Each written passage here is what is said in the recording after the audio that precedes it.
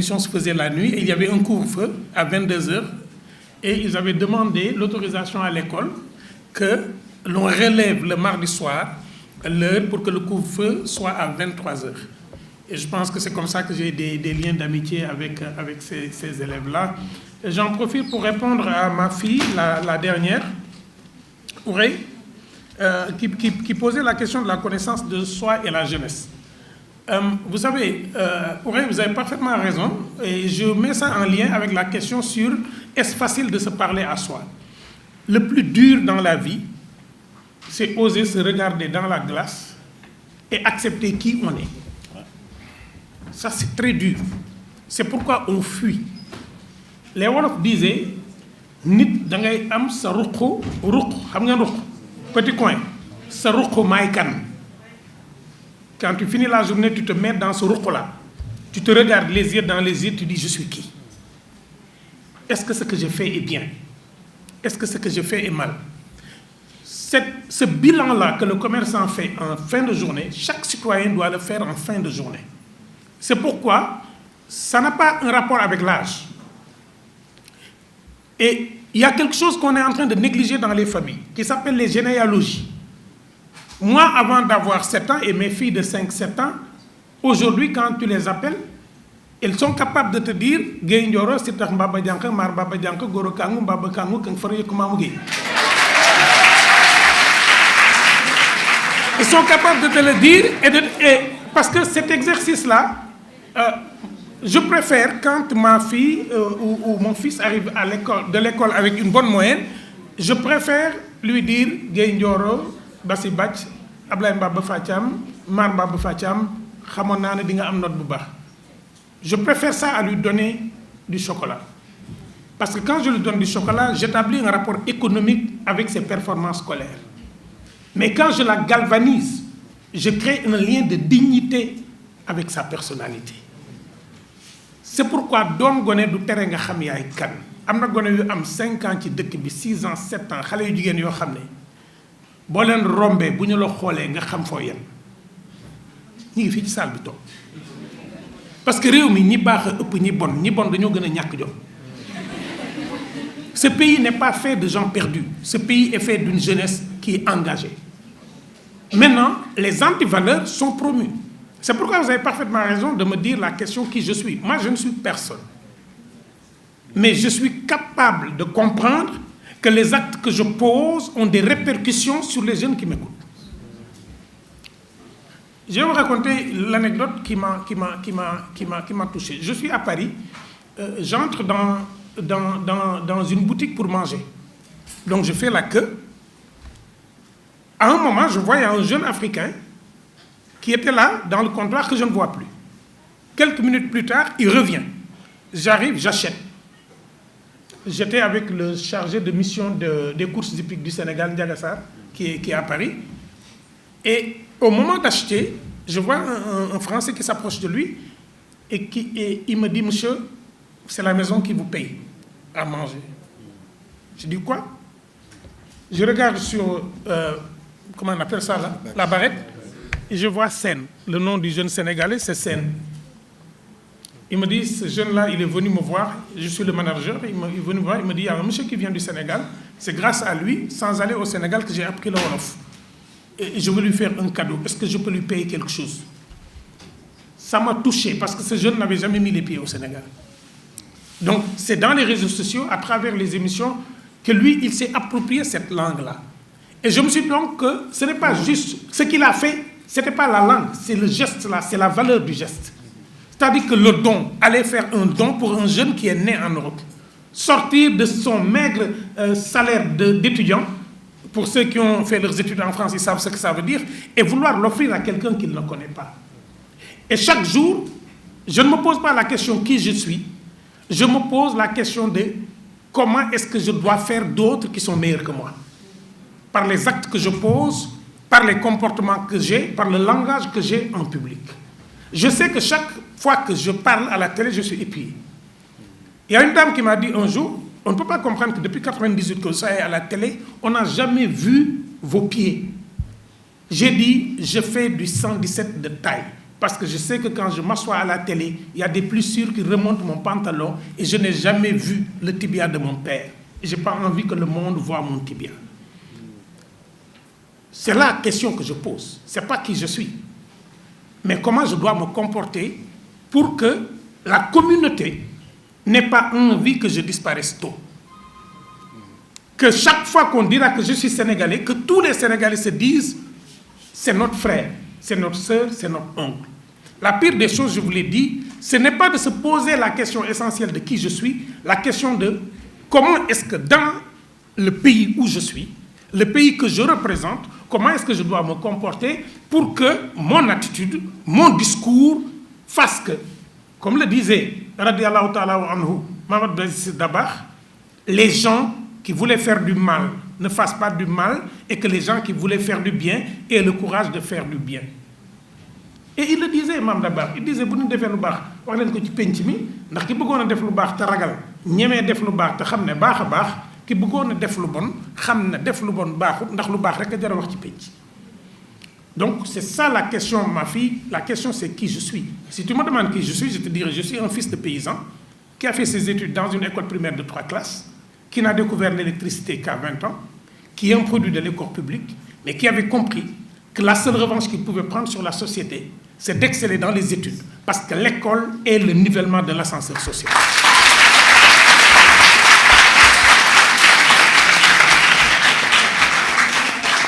Mais ça me permet de faire le lien avec ma fille Aïssatou Diamansi.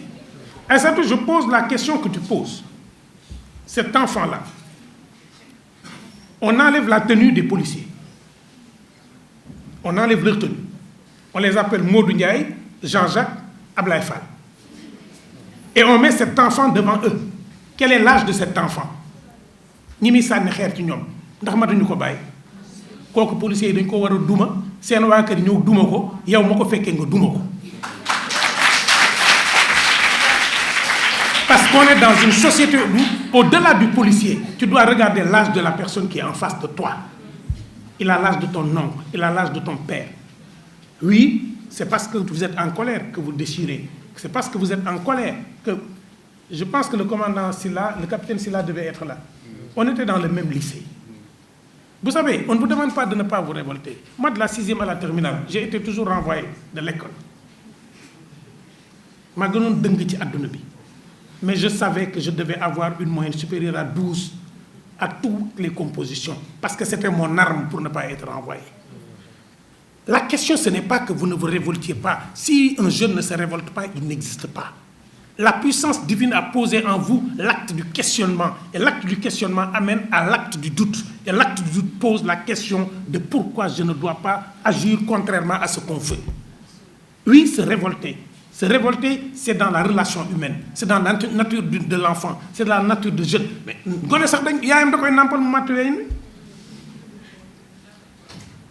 donc, on ne vous demande pas de ne pas vous révolter. Mais ce qu'on vous demande, c'est la révolte utile. Quelle est la révolte utile? Pendant 13 ans, au lycée des Parcelles Assainies, il y a eu des grèves. J'y ai enseigné pendant 13 ans. Et pendant 13 ans, aucun vitre n'y a été cassé. Vous savez pourquoi? Le professeur Moussa Mbaye, paix à son âme, nous disait, dès qu'il y a mouvement de foule, libérons les élèves, sinon ils vont casser les vitres. Mais en ce temps-là, les élèves arrivaient, rentraient dans la classe, ils disaient, on voulait voir le responsable de classe. Et nous, on les laissait, ils venaient, chers élèves, nous sommes du CM 19 des Parcelles Assainies, un de nos professeurs a fait ci, a fait ça, nous ne sommes pas d'accord, et par solidarité, nous voulons que vous sortiez. Et nous demandions aux élèves de sortir. Mais aujourd'hui, la question ne se pose pas. C'est à 15 km qu'on jette des pierres, sans expliquer à celui qui doit sortir pourquoi il doit sortir. Lui aussi, il jette des pierres. Et qu'est-ce qui se passe? Exactement ce qui s'est passé à Tamba, des élèves qui se battent contre d'autres élèves, et le lendemain matin, ça va à l'hôpital. Donc je pense qu'il y a des choses dans la vie qu'il ne faut pas cautionner. Cautionner qu'on jette une pierre sur une voiture de police et dire que le policier doit respecter le citoyen, le policier est déjà un citoyen. Et j'enchaîne avec cette question. Quelle est la différence entre un citoyen et un patriote? Tous ceux qui naissent sur la terre sénégalaise sont des citoyens sénégalais. C'est un fait de droit. Vous naissez, vous êtes citoyen. Vous avez un droit à un extrait de naissance, vous êtes citoyen. Mais vous pouvez être un antipatriote. Vous pouvez être un citoyen qui vend de la drogue. un citoyen qui viole, un citoyen qui tue, un citoyen qui détourne l'argent public, un citoyen qui vole des élections, un citoyen qui va vendre les minerais, la terre du Sénégal à d'autres personnes. Vous n'êtes pas patriote. Le patriotisme est un acte, un comportement qui définit votre rapport d'intérêt à la nation et votre façon de contribuer positivement à la construction des valeurs et à l'éradication de toute forme de violence sur les lois et les fondements de la cohésion nationale. Un Sénégalais qui va s'engager dans une armée qui attaque le Sénégal n'est pas un patriote, mais il est un citoyen sénégalais. La citoyenneté est une question civile, le patriotisme est une question de comportement et de rapport à l'État. Il y a des gens qui vont dans des négociations et qui, pour de l'argent qu'on leur donne, ce qu'on appelle la corruption, peuvent signer des contrats qui ne sont pas en faveur de leur pays. Donc, tout le monde est citoyen, mais n'est pas patriote qui veut. Moi, je préfère être un patriote après avoir été un citoyen, mais on ne peut pas être citoyen si on n'est pas patriote véritablement. Et la citoyenneté, c'est l'exercice de cet état de citoyen. Donc, tous les jours, le club Ndiawar Diagne, chers collègues, ce qu'ils font, c'est des actes patriotiques. Regardez ce que vous faites aujourd'hui. On est samedi. Vous êtes dans des clubs. Je suis sûr que certains de vos camarades de classe vont dire que vous perdez du temps. Peut-être que Liverpool joue contre Chelsea. Ce que vous faites là, c'est un engagement patriotique. Venir écouter une conférence dans laquelle on parle de corruption et de promotion des valeurs, il n'y a pas plus patriote que vous en ce moment. Maintenant, méfiez-vous des gens qui vous manipulent. C'est quoi la manipulation? Moi, je peux présenter Birahim Seck comme le diable. Souvent, je peux sortir des choses qui sont totalement fausses sur lui. Mais wolof nee na fa yow a àgg du man àggu fa. Dégg ngeen wolof boobu? Kii wër naan yow a fi muy dem di àgg est-ce que mën nga dem fu nekk nga dem fa ne du man? Donc on dit fa yow a àgg du man àggu fa. Donc aujourd'hui, faites attention. Les réseaux sociaux sont une opportunité de communication, mais un danger de manipulation. C'est pourquoi on parle de fake news, c'est pourquoi on parle de photos inversées. On nous a présenté il y a quelques jours une photo de Maliens en France qui sont battus et sur qui on urine. J'ai fait la recherche inversée sur Google, parce que tous les vieillards ne sont pas des ringards sur Internet, monsieur du club Internet de l'UVF. J'ai fait la recherche inversée sur googleimage.com et quand j'ai fait la recherche inversée, on s'est rendu compte que c'est une performance artistique de l'Amérique du Sud d'une femme qui crée les conditions de violence pour montrer comment le corps est meurtri. Et pourtant, d'une femme blanche. Et pourtant, des Sénégalais sont mis à insulter leur propre président, disant que la CEDEAO ceci. Ils n'ont même pas pris le temps de digérer. C'est pourquoi un citoyen, c'est quelqu'un de lucide. Ma xeej lu ñëw nga dal ci ndox lañ ko xaar waaye ci nit lañ ko bëggee. Way ci soow lañ ko xaar waaye ci nit lañ ko bëggee. Un citoyen doit être calme, am fu la fayda nag, sachant que son arme principale, c'est sa carte d'électeur. C'est pourquoi j'aime les Sénégalais. Dañ la bàyyi ngay meeting, bàyyi la ngay caravane, ñu génn di la seetaan rek. Bu voté jotee ñu voté liñ bëgg. Ngoon nga toog naan ana ñi ma toppoon xanaa ay jinne lañ. Non, duñu ay jinne, on est des Sénégalais avertis. Alors, je vais aller très vite. Jeunesse et éducation, c'est très simple, Néné. Néné, vous savez, gis ngeen dans cette vie-là, j'ai envie de parler wolof. Allez-y, professeur. Il y a des choses, je ne peux pas les dire en français. Wolof nee na ku la njëkk am jot saa yoo amee jot yónni ko ku la njëkk am jot copain bi toog ci koñ bi rek am jot di caan yow amoo jot ngay jàng rek copain bi am jot géej tout le temps yow amoo jot bis boo amee jot ba mën a jël ay congé am jot copain boobu moo lay raxasal sa oto mooy caan booy caanal ma moo tax wolof ne ku la njëkk am jot saa yoo amee jot yónni ko moo tax ndaw du am jot. Un jeune ne doit pas avoir du temps. Comment peut-on regarder la télévision le samedi de midi, le premier match d'Europe jusqu'au... comment on l'appelle sur Canal? C'est 12 heures de temps le samedi. C'est 12 heures le dimanche. Vous perdez 24 heures en 2 jours. Donc la véritable question, c'est l'éducation, c'est quoi? L'éducation, c'est ce que vous êtes en train de faire. À l'école, vous recevez du savoir, de l'instruction. Mais vous vous éduquez entre vous. Combien de fois est-ce que vous appelez votre copain dans un coin pour lui dire, mais boy, boy, respectez xale bu jigéen bu waaye yow tamit jàppee ko sa sœur. Mais baadolo du jub gàcce te àggu ci. Xam nga góor ñoo xam ne il faut ñu àgg ban toj seen nopp ñu soog a dellu si. Donc l'éducation, c'est ça. L'éducation, c'est faire que la personne discerne le bien et le mal. Mais la personne éduquée, le jeune éduqué est armé. Et contrairement à ma fille qui vient de dire que notre programme scolaire est nul, que notre programme scolaire est surchargé, que notre programme scolaire vaut rien, j'interviens dans plusieurs universités du monde. J'enseigne dans des universités en Norvège, j'interviens dans plusieurs pays. Il n'y a pas plus tard que dans quelques jours, je serai à Ouaga. Arrêtez de vous flageller. Da ngeen a tayal. Da ngeen a tayal rek ngeen def. Vous passez combien d'heures sur TikTok? Est-ce que vous dites que TikTok dafa bëri? Combien d'heures sur TikTok? Mettez le programme temps d'écran. Mettez votre temps d'écran. Ouais. La véritable question que nous avons aujourd'hui, c'est que vous ne savez plus organiser votre temps. Je vous dis, je suis d'accord que le programme doit être revu. Et il est revu. Je suis d'accord qu'il y a des choses qu'il faut intégrer. Je suis totalement d'accord qu'il y a des choses qu'il faut enlever. Parce que ce n'est pas normal que le roman avec lequel j'ai appris moi en collège, que ce roman-là, ma fille qui est en 3e, apprenne avec le même roman, alors que ça fait 30 ans que je suis professeur. Je suis parfaitement d'accord. Mais, je vais vous poser une question. Mardi à 18h, qu'est-ce que vous avez prévu de faire? Mardi prochain à 18h, qu'est-ce que vous avez prévu de faire? En fait, si vous ne gérez pas le temps vous gère. Je vous souhaite d'avoir le bac, d'aller étudier où vous voulez. Vous vous rendrez compte, comme me disait Salou Diène, un de mes anciens élèves qui travaille aujourd'hui dans une grande ville en France, il m'a dit, première année, je ne vais pas à l'école. Je dis quoi? Il me dit, monsieur,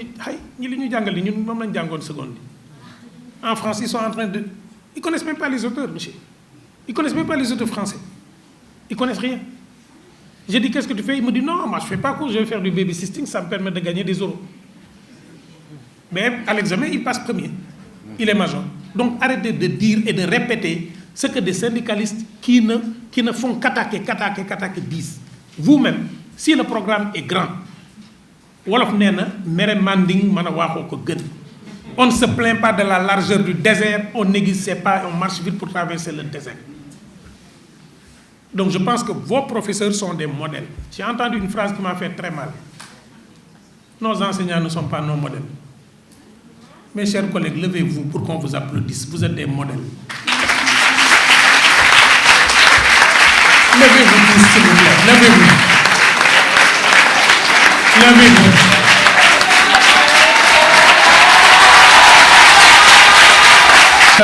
Vous savez pourquoi est-ce que j'ai fait ça? Vous savez pourquoi est-ce que j'ai fait ça? Il y a ces enseignants-là. Il y a ces enseignants-là et vos héros des réseaux sociaux. Entre ces enseignants-là, ñii am nañ doom, am nañ ndey, am nañ baay, am nañ jarbaat. Aujourd'hui, samedi, ils ne sont pas payés. Ils viennent ici. Ils vous accompagnent. Mais notre société nous a appris à regarder les gens riches. On préfère quelqu'un qui n'a pas de savoir, mais qui a de l'avoir. Je vous en prie, chers enfants. Si vous commencez par mépriser les gens du savoir, le savoir va vous mépriser. C'est dangereux de dire que vos professeurs ne sont pas vos modèles. Pourquoi? Qu'est-ce que vous leur reprochez? D'être des enseignants, de n'avoir pas des 4x4, de venir en classe. Maintenant, si un professeur demande des allumettes à son élève, c'est un contre-modèle. Mais on ne peut pas attaquer tous les enseignants pour les défauts d'un enseignant, comme on peut attaquer tous les policiers pour les défauts d'un policier. Moi, je suis fier de dire que le seul concours que j'ai fait dans ma vie, c'est l'école normale supérieure. J'en ai pas fait autre. Et aujourd'hui, je suis conseiller technique à la présidence de la République. Mais dans mon bulletin de salaire, c'est professeur d'enseignement secondaire que j'ai gardé. J'ai été directeur général, j'ai gardé ce bulletin de salaire. Parce que ça, je l'ai fait. Aujourd'hui, je suis professeur principal de classe exceptionnelle et je suis fier de le mettre sur mes signatures sur Internet.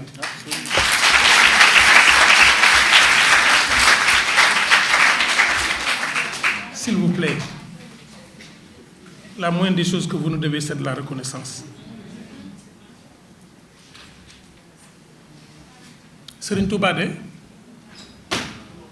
ba mu demee Sine Matar Maam Matar Pend Sine ne ko foo jógee foo fekk baax boobu mi ngi am fukki at ak juróom-ñaar ak lu topp nekk ci yoonu wut xam-xam Maam Matar Pend Sine ma nga Sine Matar ma nga wetu Koungheul Maam Matar Pend Sine Maam Alaaji Maalik ñoo bokk baay mu nuyu ko xam ne Maam Matar moom nijaayam mu ne ko foo fekk baax Sëñ Touba ne ko baax laay wër Maam Matar ne ko wax nga dëgg de fa nga fekk baax de fa la baax fekk ko gën doom wut leen baax cherchez le bien, cherchez à être bien, cherchez à être des gens bien, des gens qui n'insultent pas dans les réseaux sociaux, des gens qui ne vont pas sur les sites internet pour chercher des pseudos. Ku ngeen dégg mag mu ngeen dégg mu taxaw ci télé bi saaga baleen ko mais ñooñu ngeen fan ñoo ëpp vue waaraatekat yu mag yi amuñu ay vue mais charlatan yi ñoo am ay vue ñuy dox ci géej géej naan dañuy xar géej ma demam ma dikk comme disait Serigne Mansour. J'ai encore je pense que les valeurs d'un citoyen c'est très simple. Vous savez, les valeurs d'un citoyen, moi je vous renvoie à la maison. Quelles sont les valeurs que vous voulez que votre frère et votre sœur portent? Vous prenez les adjectifs. Tout ce que vous ne voulez pas qu'on vous colle, un citoyen ne doit pas l'avoir. Ok. Si je dis une valeur, si vous pensez que vous voulez que je vous colle cette valeur-là, cet adjectif-là, vous levez la main droite. Si vous ne voulez pas, vous levez la main gauche. D'accord? Voleur. Vous voulez? Ok, d'accord. Paresseux. Truand.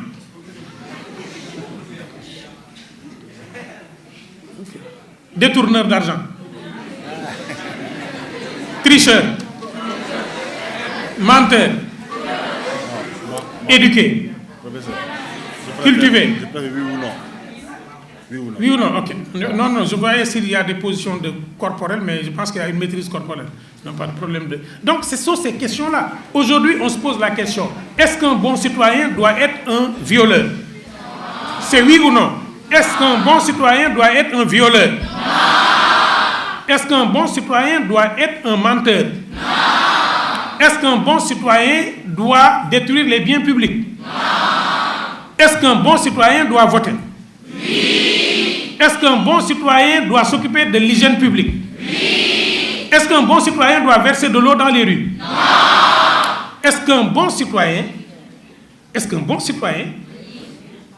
doit regarder ce que l'autre a, le soupçonner et dire que c'est un vendeur de drogue sans preuve? Est-ce qu'un bon citoyen doit attendre d'avoir 25 ans pour dire je suis bon citoyen? Deux autres questions. Est-ce qu'un bon citoyen doit insulter son professeur?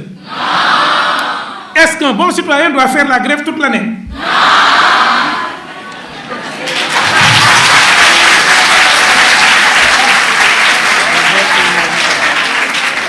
Alors, on va aller vite. Je pense que le rôle du citoyen vis-à-vis de sa communauté, on l'a dit, vous venez de répondre. Un bon citoyen doit être dans la solidarité avec sa communauté. Vous avez vu, par exemple, quand les inondations sont arrivées, vous avez vu des jeunes citoyens sénégalais qui sont allés... moi, j'ai été victime d'inondation. Ça fait 2 années que notre centre est victime d'inondation. Mais on a vu des citoyens, des jeunes du quartier, qui sont venus nous aider. Le devoir de solidarité. S'il vous plaît, le devoir de solidarité. Donner du sang donner du sang aux gens qui en ont besoin. Et c'est pourquoi parfois je m'étonne quand j'entends au Sénégal des gens dire man deretu goro dox sama yaram kun fi may deret xamatoo ban deret nga am. Tu as déjà reçu du sang, tu sais le sang de qui tu as. Donc donner du sang. Et est-ce que vous savez que traditionnellement, dans les villages, les vieux qui étaient célibataires ou qui avaient perdu leurs enfants, il y avait un champ qu'on cultivait le mercredi et qui leur était donné. Vous savez pas, ma fille, oui, ça existait. C'est donner du sang. C'est-à-dire qu'il y avait ce qu'on appelle tolu de Kibi et ce qu'on appelle tolu nuire. Et c'était les jeunes qui le faisaient. J'espère que vous le faites dans votre quartier. Oui, vous le faites. Ok, on passe. La solidarité qui rentre dans le civisme. Mais oui, c'est la solidarité. Mais le civisme, c'est quoi? Le civisme, c'est quoi? Civisme commence par quoi? On y va. C'est I, V, arrêtez à I. Mettez un L derrière. Civil, civilisé. Civil, ça vient d'un terme qui signifie savoir avoir des rapports élégants avec les autres. Civilisé, du kuy sangu de ñett yoon par jour. Non. C'est mooy koo xam ne buy jëflanteeg yow jëflante bi dafay nice. C'est-à-dire que waa ji bu lay xas sax sa yaram du daw parce que ni mu lay xasee sax dafay nice. waaw xam nga comme je dis xale bi yaayam da koy xas di ko xas ba caag mu ne ko yaay da ngay taxaw nag tuuti sama yaram daw sinon du ma sentir dara. Xam nga donc comme je vous dis, il faut vraiment que nos rapports soient civilisés. Je dis, un professeur, moi j'ai toujours dit, mes élèves m'ont dit un jour, mais monsieur, on ne peut pas comprendre, vous êtes au lycée des Parcelles, monsieur, vous passez toujours par les couloirs. J'ai dit, mais oui, je passe par les couloirs parce que j'ai rendez-vous avec vous. Et je n'ai pas le droit de me présenter devant vous avec des chaussures poussiéreuses, parce que vous méritez mon respect.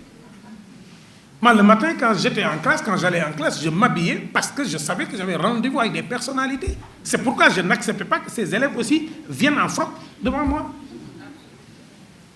Civilisé. Civilisé, moi, non, civilisé. Nice quoi. Hein? Nice, ouais. On a fait bout. Chant, comme vous dites. Les relations doivent être comme ça.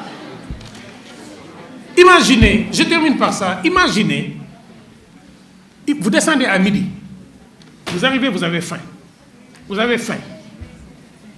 Votre maman, votre papa, teg bool bi ci digg kër gi ne la foqale bi kaay wan na. Est-ce que doo lekk? Bon, santul sec. Pourquoi? Parce que la façon de dire est hyper importante. Et dans ce pays, nous, en citoyens, j'ai l'impression que dañoo rus a waxante lu rafet. On en est arrivé à un point où dire, je sais pas, les garçons, pourquoi vous avez du mal à regarder une jeune fille et lui dire, mademoiselle, bonjour? Ça vous pose problème? Pourquoi vous leur dites, gueule, fille? Pourquoi ça? Ces termes-là, c'est pas des gueules, c'est des personnalités. Donc, civilité dans les paroles, civilité dans les actes et civilité dans votre relation avec la rue. Mbedd mi mbeddum buura. Les gars, on est tous d'accord, mbedd mi mbeddum buur la. Mës ngeen a gis buur fanaan ci mbedd mi? Ba dooro rek fanaan ci mbedd. Je termine par ça, hein, c'est bon. Maintenant, je termine par les ressources naturelles. J'entends dire que les Occidentaux viennent prendre nos ressources naturelles et s'en vont. Gis nga les Occidentaux, man duma leen wax dara. Ñu am fulla lañ. Gis nga les moodu sénégalais du dañuy dem fa lay jël ñëw indi. Yéen ay ñan yéen sénégalais yéen ay ñan. Ba ñun daal bu ñu neexee ñu dem jël fu nu neex indi fii tabax ay étages waaye kenn du ñëw jël. La question elle n'est pas là. La question elle est dans la justice, la transparence. Si quelqu'un doit prendre quelque chose ici, ressources naturelles ou quoi que ce soit, ça doit être en claire transparence et dans l'intérêt du pays. Mais le problème, tant qu'on vivra, des gens viendront prendre des choses ici. Mais que ça soit fait de manière légale, que ce ne soit pas sur la base d'une corruption, d'une concussion, de la gabegie. Exactement. La véritable question, c'est ça. Oui, moi je suis d'accord que les gens viennent, qu'il y ait des accords, mais je ne suis pas d'accord que les gens prennent nos biens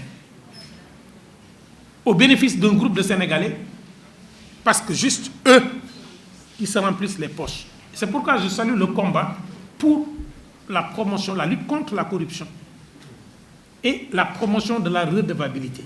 Les deux choses-là vont ensemble. C'est-à-dire que kun fi jox dërëmu réew mi balaa ngoon nag ñu wax foo ko dugal. Et je termine par ça. Vous qui dirigez les clubs, vous qui dirigez les gouvernements scolaires, tout ce que vous venez de dire là, est-ce que vous le faites dans le gouvernement scolaire? Est-ce que vous êtes démocrate? te képp ku yeb sénégalais day commencé parce que sénégalais bi si jëm boppam daa yeb boppam mais neexul ne parce que dañu am ku mel ni Massamba Gueye mu ñuy jox ay valeur ci ay textes mais aussi di ko jëfee ci comportement dafa am solo.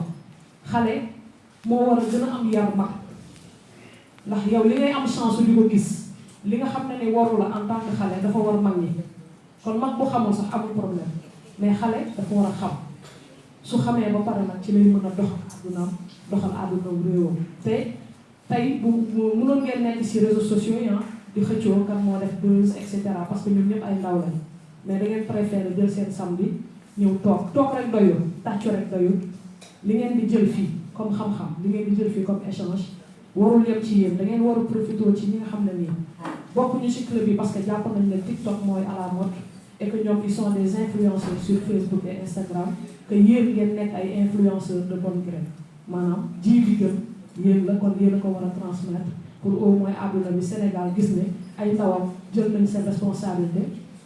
Et dama dem si benn atelier mariste laaj ay xale nga xam ngeen corruption ñu ne ma non mais sama défi moo doon avant ma fay jóge te ñoom ñu xam luy corruption.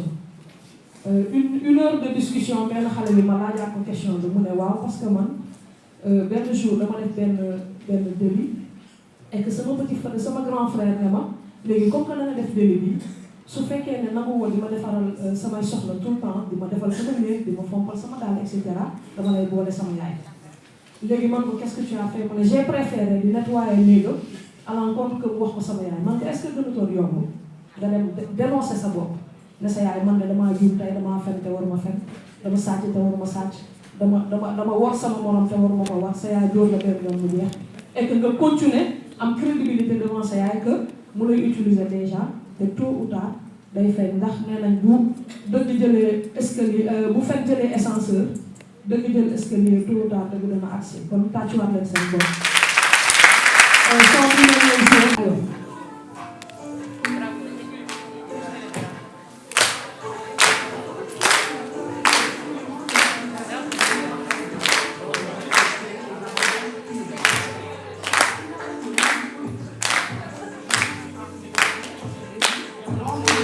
I'm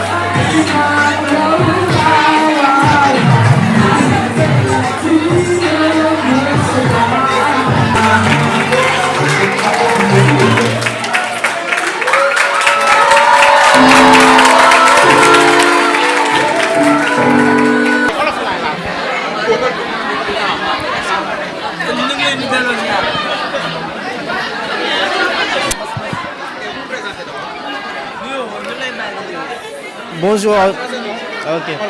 C'est en français, oui, c'est en français. En français, oui. Ouais. Bonjour, je m'appelle Biraim Dong. Je suis du lycée Pékinès. Bon, du coup, je suis du lycée Pékinès, j'ai fait la terminale S2.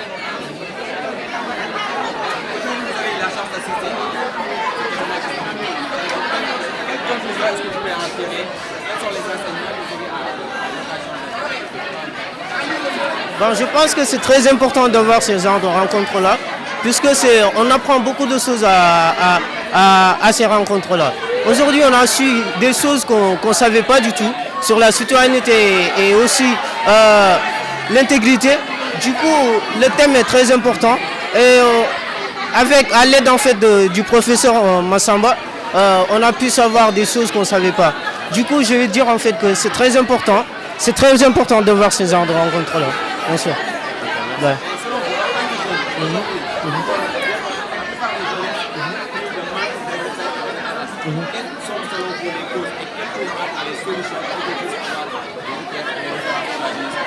C'est vrai. Ouais, ça c'est important puisqu'on peut dire en fait que la plupart de la jeunesse est déprimée. Ils savent plus en fait où aller, où mettre les pieds. Du coup, je vais dire en fait, comme le disait en fait le proverbe Wolof, donc c'est très important en fait de se ressourcer et de savoir d'où est-ce qu'on vient pour pouvoir en fait se tenir dans la vie et tout ça. Bon, aujourd'hui le professeur Massamba nous a fait revenir sur tout ça et nous a appris beaucoup de choses vraiment. Voilà.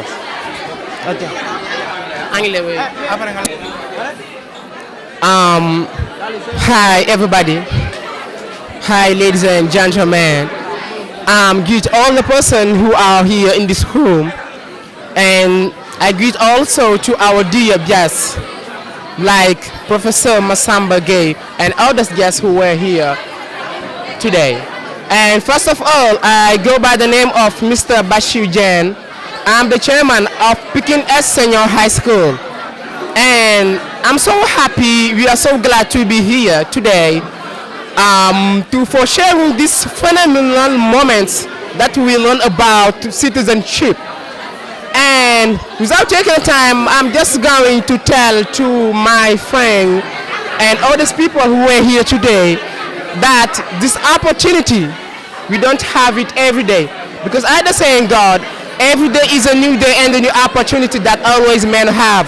So today, if you have this opportunity to improve our knowledge, to know a lot of things about citizenship, is our opportunities.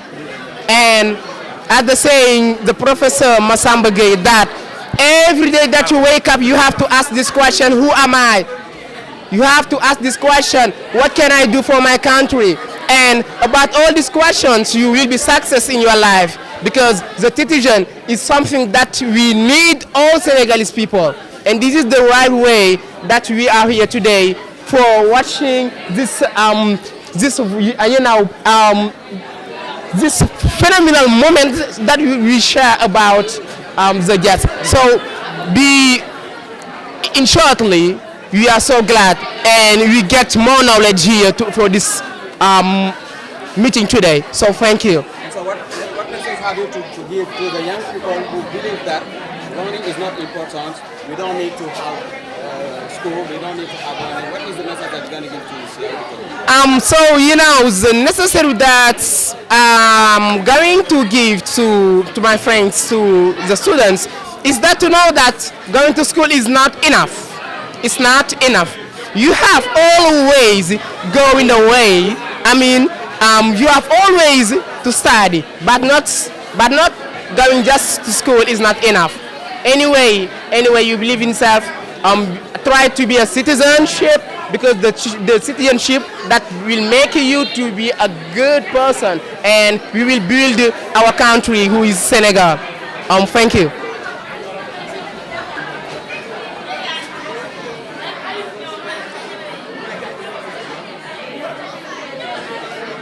Allah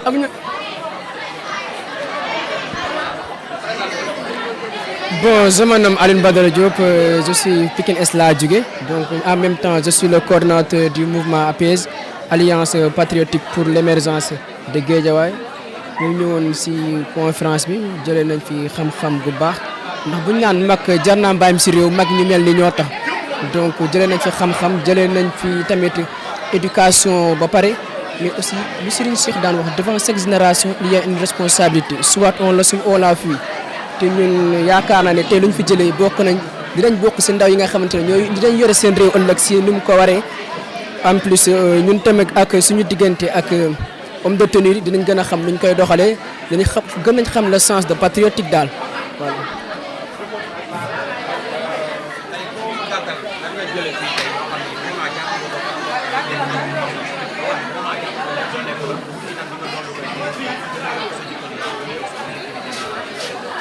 Bon, comme le professeur Massamba waxee rek nee na ndaw wartu am temps, donc bu dee am nga temps léegi ëllëg tamit di nga gën a sonn, donc mieux vaut ñu rayante léegi jaruñu am temps bi jaratul ñu koy perte, ñu sacrifier ci suñu jàng ndax jàng bi moo ñu mën a may lu ñu bëgg ëllëg, donc ñu profité aussi jàng bi ndax ëllëg ñu mën a am lu ñu bëgg ndax temps ndaw daa wartu am temps quoi voilà. am na solo.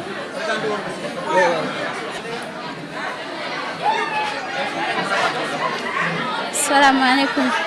Je suis Fatou Maïssa Sène, je suis à l'école de Sem Diawar Diagne.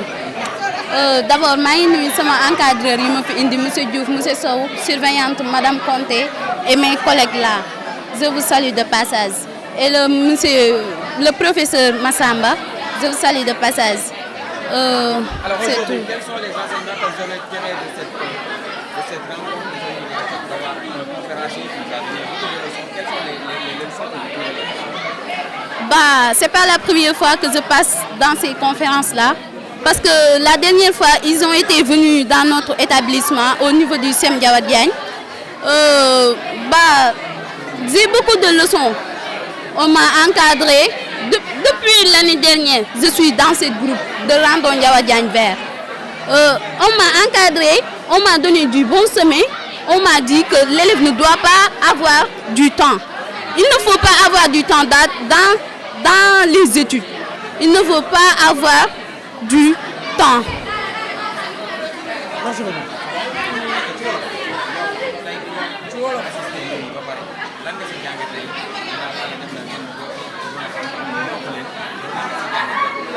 waaw li ma ci jàng bëri na ndax du benn yoon lañ ñëw ci suñu école du benn yoon te du ñaari yoon ñëw nañ suñu école Ndiawar Diagne de Thiaroye c'est pas la première fois mais man jàng naa ci lu bëri jàngal nañ ma élève warul am temps jàngal nañ ma discipline jàngal nañ ma il faut avoir de comportement digne il faut digne de soi-même oui mais tamit yàlla dafa def ni ñun dañoo am ay encadreur bu ñu leen respecté wul xaw ma kan la ñuy respecté ci établissement bi il faut que ñu respecté suñuy parents à la maison ba pare ñu doog a respecté suñuy prof suñu respecté wul nos parents ni ñu traité suñu parents yi kër ga noonu la ñuy traité suñuy professeurs à l'école il faut respecter vos professeurs.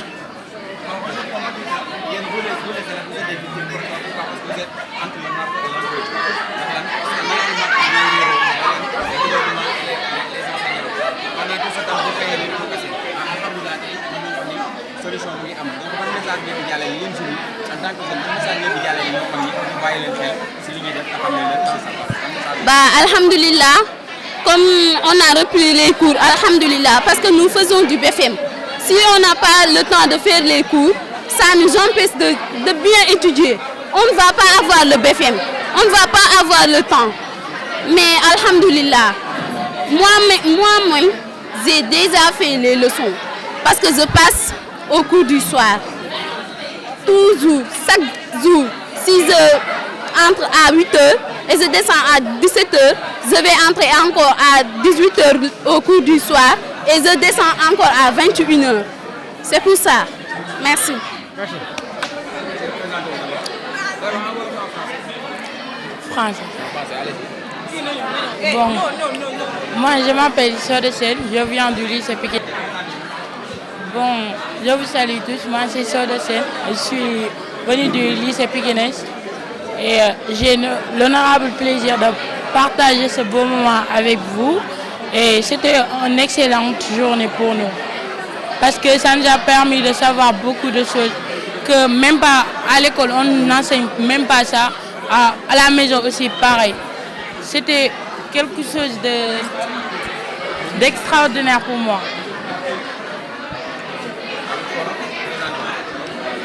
maa ngi tudd Soda Sène jóge école lycée Pikine tey nag contentement lañ am pour ñëw fii parce que doon na loo xam ne mën naa ne liñ fi jàng tey duñ ko jàng école suñu kër tamit pareil duñ ko fa jàng kon lii journée boo xam ne la Sanja aidé nañ si lu bari nag Soda Sène. Bonjour, je m'appelle Néné Kanté, j'habite à Dixao 2. Je suis la présidente au club Rando Ndiawar Diagne Vert. Je suis très heureuse de partager ma journée avec vous. Merci. Je suis très heureuse aujourd'hui parce que je suis là pour partager ma journée avec vous et vous êtes très gentils. Ma journée aujourd'hui est extraordinaire. Merci beaucoup.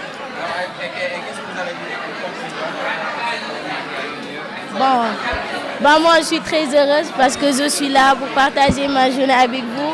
J'ai vu quelque chose que je n'ai jamais vu, je n'ai jamais assisté dans cet événement comme ça. Merci.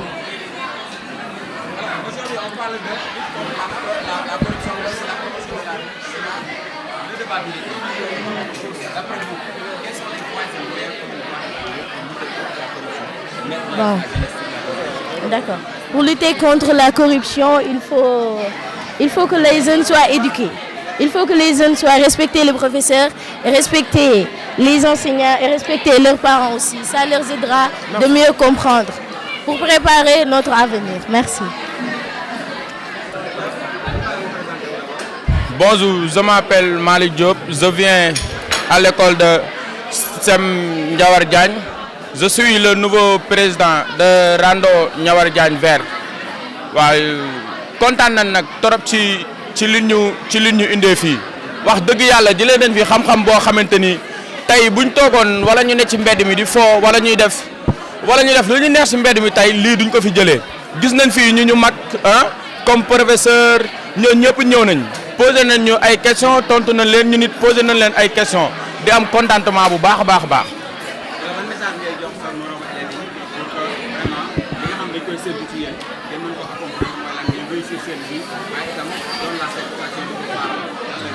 waaw wax dëgg yàlla moom suñ parents yi moom ñun amuñu seen fay benn yoon parce que encadré nañ ñu jox nañu bu ñuy dem di jàngi ñu jox ñu ndékki suñu wàccee ñu añ ñun kon amuñu dara lu leen dul fayee lu dul ñu daal di réussir wax dëgg yàlla ñun ñi élèves yi loolu lañ bëgg mais di ñaan professeurs yi tamit ñu jàngale bu baax a baax wàññi yenn maanaam tey ma ñëw suba du ma ñëw élève bi sama yoon newul ci moom quoi ñuy ñaan ñun ñëpp ñu passé ndoo ñun ñëpp am BFEM incha allahu rabbi. ok. bonjour je me nomme Aliou Cissé bon maa ngi jàngee école Ndiawar Diagne bon ñu ñëw fii tey ci conférence de presse bi wax jëlee nañ fi xam-xam yoo xam ne mosuñu ko jëlee fenn et aussi xamal nañ ñu waxtaan nañ ak ñun bon war nañ jàng aussi te kii tamit professeur boobu wax na benn affaire bu ma touché nee na ñun joxuñ ñu lekk joxuñ ñu naan joxuñ ñu dara daal léegi rek la ñu sant muy jàng kon nañ jàng quoi te aussi ñoo ngi def classe bu facile mu nekk BFEM ñoo ngi ñaan yàlla aussi tamit jàll si ak jàmm waaw kontaan nañ daal en tout cas xam nga nu ma mën a waxee quoi on est fier. gouvernement bi pour ñu bàyyi leen xel yéen ban message lay doon. aussi lu ma leen mën a wax mooy ñun ay xale lañ ay ndaw lañ ñoo war a jàppale rek lañ am te ñun ñoo ngi jàng lu ñu ko sant ñoo koy defee ku jàngul nag aussi amoo dara looy def ak moom ñun nag ñoo ngi sant yàlla ba bi ñuy jàngee comprendre nga voilà loolu laa am lu ma mën a wax quoi.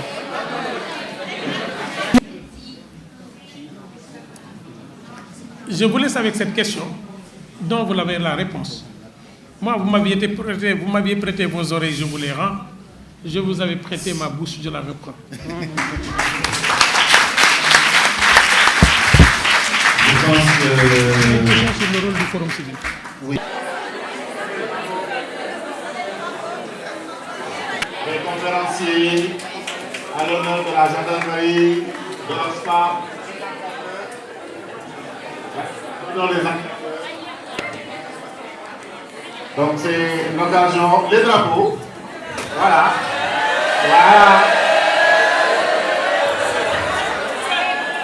C'est l'occasion. Merci également aux coordonnateurs de section, des différentes sections du Forum qui est notre partenaire également privilégié. Combien d'articles de la Constitution? N'oubliez pas. Le premier team, c'est Jam du Sénégal. Nous baillons. Ensuite, l'hymne national du Sénégal, Yar Aktegi. Je le suggère. Vous êtes bien armés. Qui commence par la lettre J. Jam, la paix. Moi, Jam. Et il a. Vous tangez, il a moi.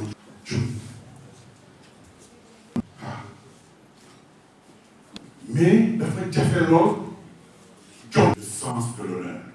Mon capitaine, vous en avez. Léegi le professeur amul lu muy jom du mel noonu man professeur Massamba Gueye jom naa di def lii même bu fekkee ni kenn xam.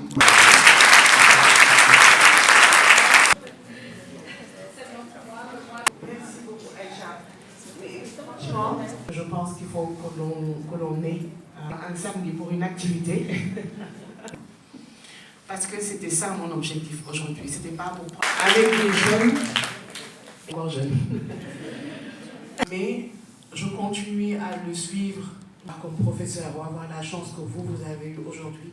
Tout à l'heure, 52%. Je crois que si on va un peu plus loin, on saurait que l'on puisse vous former à plus forte raison de la société sénégalaise.